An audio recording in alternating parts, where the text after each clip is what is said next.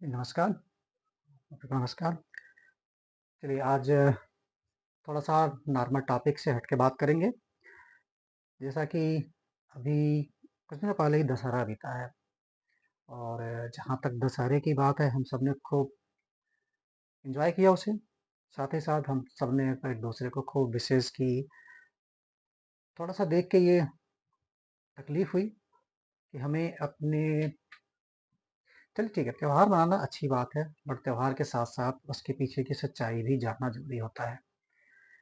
इस बार दशहरे की विशेष देख के थोड़ा-सा तकलीफ़ हुई कि हमें अपने त्योहारों के विषय में सही से पता नहीं है। मैंने ये वीडियो उस समय इसलिए नहीं बताई या उस समय नहीं बनाई ताकि लोगों को थोड़ा-सा कष्ट ना हो, लेकिन ये हम सबका फ़र्ज़ है कि सच्चाई क्या है, उसको जाना जाए।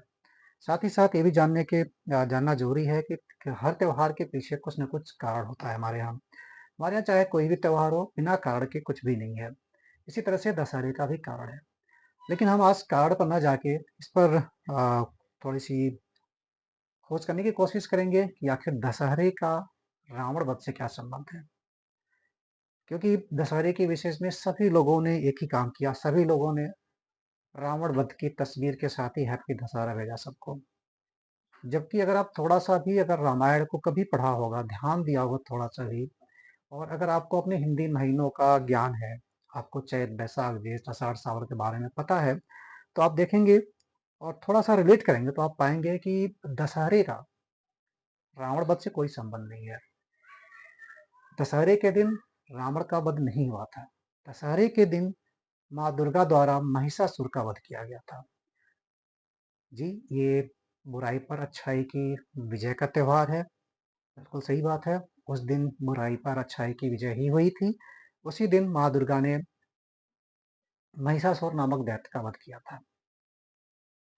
ये बात सुन के थोड़ा-सा आप सभी लोगों को अजीब-सा लगेगा क्योंकि बचपन से हम यही सुनते आ रहे हैं कि दशहरे के दिन ही भगवान राम ने रावण का वध किया था, इसीलिए हम विजयदशमी मनाते हैं। इस चीज़ को थोड़ा-सा आज कोशिश करेंगे जानने की। इसके लिए मैंने कई ग्रंथों का साथ लिया है। मैंने उसके लिए पहले मैंने तुलसीदास की रामचरितमानस भी देखी, वाल्मीकि रामायण को भी पढ़ा। तो आज की इस वीडियो में हम इन्हीं ग्रंथों के हिसाब से कोशिश करेंगे जानने की कि आखिर सच्चाई है क्या? और क्यों दशहरा रावण वध का त्योहार ना हो के ये महिषासुर का त्योहार है। माफ कीजिएगा, महिषासुर वध का त्योहार है। इसी दिन माँ दुर्गा ने चलिए इस चीज को थोड़ा सा और समझने की कोशिश करते हैं। आप सबको पता होगा दशहरा, अगर आप सभी लोग दशहरा मनाते हैं और आपने देखा भी होगा तो दशहरा कब पड़ता है? दशहरा पड़ता है, अगर आप यहाँ ध्यान से देखें, दशहरा पड़ता है अश्विन मास की शुक्ल पक्ष की 10वीं तिथि को। ये याद रखिएगा। इसके हिसाब से हम इस चीज को खोजने की कोशिश करेंगे कि इसका रावण वध से कैसे कोई संबंध नहीं है। उसको जानने से पहले थोड़ा सा आपको ये जानने की जरूरत पड़ेगी कि आखिर हमारे हिंदी महीने कैसे होते हैं। चलिए मैंने कोशिश की है हिंदी महीनों को समझने के लिए।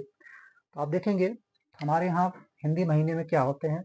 चैत, बैसाख, ज्येष्ठ, आषाढ़, श्रावण, भाद्रपद, अश्विन, कार्तिक, माघशीष, पौष, माघ एंड फागुन।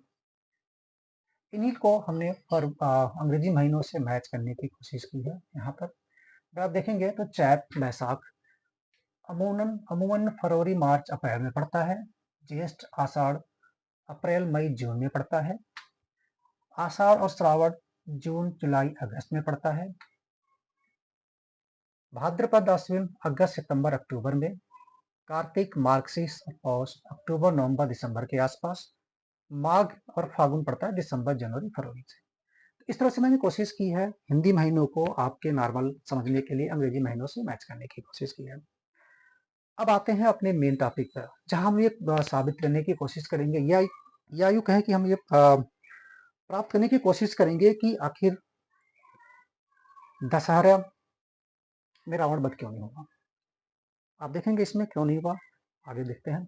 चलिए, अगर आप सबने रामायण पढ़ी होगी तो रामायण में एक प्रसंग आता है किष्किंधा कांड में, जहां पर भगवान राम द्वारा बाली का वध करने के बाद सुग्रीव को राज्याभिषेक किया जाता है और सुग्रीव अपना राज्यपाठ शुरू करते हैं। तो अगर आपको ध्यान होगा उस समय तो रामचरितमानस की बात करें या फिर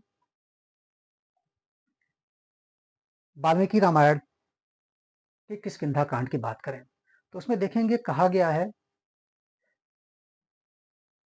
आपको मैं बता दूं अगर आप देखना चाहें तो ये जो है आपका किष्किंधा कांड के 7वें सर्ग के श्लोक नंबर 48, ये आपको वाल्मीकि रामायण के प्रथम खंड में आपको मिलेगा। ये किष्किंधा कांड के 7वें सर्ग के 48वें अध्याय में, अगर आप यहाँ देखें तो, अगर आपको दिख रहा होगा ध्यान से तो ये देखिए, ठीक है। इसमें क्या लिखा हुआ है, निमय कोप परिताग्य सरतम क्षमस्व मांसा श्रुतो मया अहः वात्सलेस्मिन् मृगराज सेविता सर्वतरयन्तु शत्रुवधे समर्थ।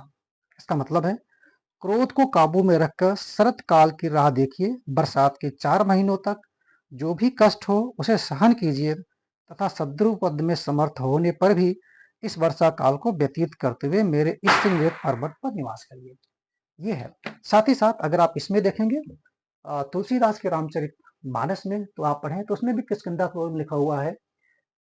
ये मैं उस श्लोक को ही उद्धृत करता हूँ, इसमें भी वही लिखा हुआ है कि वर्षा ऋतु आ गई है, अब हमें 4 महीने के लिए, जहाँ राम स्वयं कहते लक्ष्मण से कि हे लक्ष्मण अब वर्षा ऋतु आ गई है, इसमें हम आगे नहीं बढ़ सकते, खोज नहीं कर सकते, तो हम चलिए अब थोड़ा सा 4 महीने विश्राम करते हैं। वर्षा ऋतु अगर यहाँ मैच कराइए, अब देखिए वर्षा ऋतु कब आ रही है, आषाढ़ श्रावण में, यानी कि आषाढ़ और श्रावण में, इसे हम कहते हैं। आप इसे देखिए, यानी कि इस समय वर्षा की शुरुआत होती है। अब 4 महीने उन्होंने इंतजार किया, यानी कि आषाढ़ श्रावण भाद्रपद और लगभग अश्विन, यानी कि अगर आप देखें यहाँ पर आषाढ़ में शुरुआत होती है, श्रावण भाद्रपद और अश्विन, यानी कि ये 4 महीने उन्होंने विश्राम किया। साथ ही साथ जब 4 महीने बीत जाते हैं, उस बीच में क्या होता है कि सुग्रीव जी राजपाट में व्यस्त हो जाते हैं, तो उन्हें अपना ध्यान नहीं रहता है इस चीज का कि मुझे माता सीता की खोज भी करनी है। तो इसके लिए क्या होता है, जब 4 महीने के आसपास बीतने पर भी कोई जवाब नहीं आता है, कोई खोज खबर नहीं लेते हैं, तो लक्ष्मण जी थोड़े क्रोधित हो जाते हैं। उसमें एक रामचरितमानस की एक चौपाई भी है, अगर आप सबको याद होगा, कहते हैं बरसा बिगत शरत ऋतु बाई लक्ष्मण देखो परम सुहाई फूले काश सकल मई छाई जनु बरसों को प्रकट बढ़ाई। भावार्थ, हे लक्ष्मण देखो वर्षा ऋतु बीत गई है, परम सुंदर शरद की ऋतु भी आ गई है, फूले हुए काश को सारी पृथ्वी छा गई है, मानो वर्षा ऋतु ने काश रूपी सफेद बालों के रूप में बढ़ापा प्रकट किया। ये रामचरितमानस में लिखा हुआ है, यानी कि सुनने से भाई, यानी कि अगर आप देखें तो शरद ऋतु आ गई, यानी कि ये बीत गई और शरद ऋतु शुरू हो गई, वर्षा के बाद शरद ऋतु।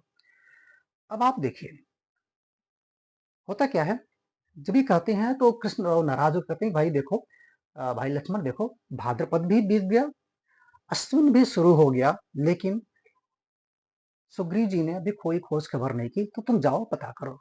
अब यहाँ ध्यान देने की बात है, भाद्रपद बीत गया, अश्विन शुरू हो गई, यानी कि शुरुआत ये बात कब की है, अश्विन मास के, अश्विन के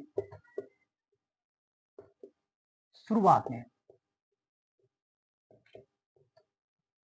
ठीक है। तो अगर मान लेते हैं पहले ही शुरू करते हैं, पहले दिन ही शुरू करते हैं, ठीक है।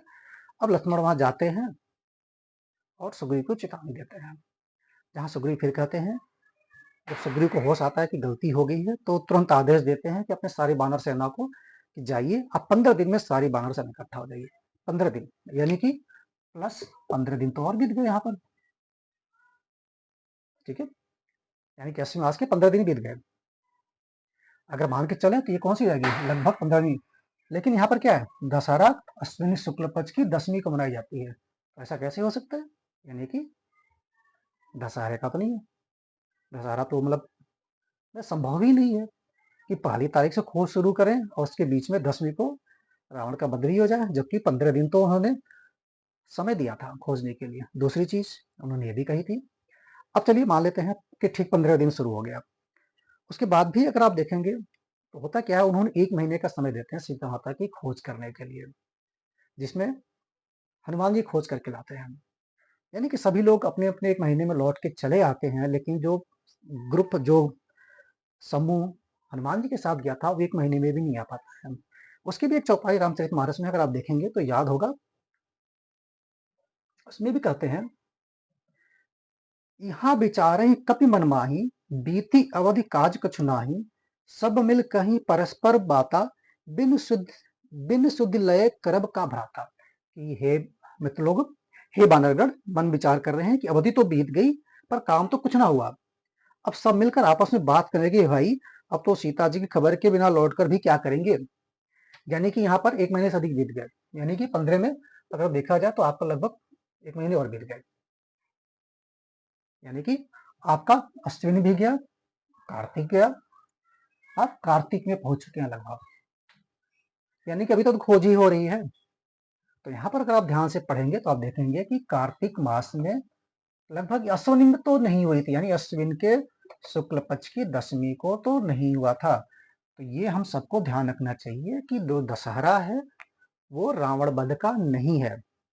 अब प्रश्न ये उठता है कि फिर उस दिन रावण वध करते क्यों हैं या रावण का दहन क्यों करते हैं। तो इसका बहुत सीधा सा है, ये हमारे भारत की विविध वैविध जो होते हैं ना, आपका तरह की संस्कृति है, उसका एक बड़ा सुंदर सा रूप है। होता क्या था, अगर आपको ध्यान होगा तो इस समय माता माँ दुर्गा की पूजा की जाती है 9 दिनों तक, यानी कि 9 दिनों में माँ दुर्गा की पूजा होती है। और अगर आपको याद होगा तो बचपन में हम सबके दशहरे के 10 दिन की छुट्टियां हुआ करती थी। दशहरा नॉर्मली पश्चिम सॉरी बंगाल साइड में ही मनाया जाता था, मुख्यतः उस समय, और बाहरी भारत में कम था। लेकिन जब 47 के बाद सब लोग इधर उधर होने लगे तो सब आपस में मिल गए और सारे त्योहार एक दूसरे के साथ मिल गए। तो हुआ क्या कि बच्चों की भी 10 छुट्टियां होती थी दशहरे की, और उसी में दुर्गा पूजा भी होती थी। तो लोग क्या करते थे, दिन में माँ दुर्गा की पूजा करते थे और शाम को रामलीला का आयोजन करते थे। और इस तरह से करते थे कि दशहरे के दिन है 10वीं के दिन वो जो रामलीला का, जो रावण वध का कार्यक्रम है, वो होता था। और उस दिन रावण का पुतला जला के लोग दशहरे मनाते थे। तो ये था कारण। हुआ क्या कि हमने इस चीज को इस तरह से मत किया कि हमारे पास ये रावण वध असली मूल कारण के ऊपर हावी हो गया, और हम सबके दिमाग में यही बैठ गया कि दशहरे के दिन रावण का वध हुआ था। तो जान लीजिए, दशहरे के दिन रावण का वध नहीं हुआ था, दशहरे के दिन माँ दुर्गा ने महिषासुर का वध किया था।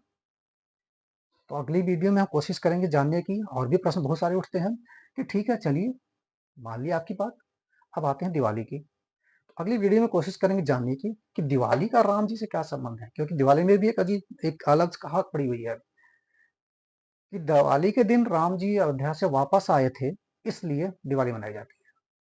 ये भी गलत बात, ये भी गलत है। इस चीज को भी हम अगली वीडियो में क्लियर करने की कोशिश करेंगे। तीसरी चीज क्या करेंगे, आजकल एक नया प्रश्न उठा हुआ है सोशल मीडिया पे कि अगर दीपावली माँ लक्ष्मी का पूजन का है तो फिर उस दिन गणेश जी की पूजा क्यों होती है। तो एक अजीब सी कहानी आजकल फैली हुई है कि जिसमें चित्रगुप्त आ जाते हैं, कुबेर आ जाते हैं, विष्णु जी बोल देते हैं कि भाई गणेश जी को रख लो, ये सबको बांटेंगे सब में। तो ये सब चीजें नहीं है, उस फैक्ट को भी हम जानने की कोशिश करेंगे। ठीक है, चलिए मिलते हैं अगली वीडियो में। धन्यवाद।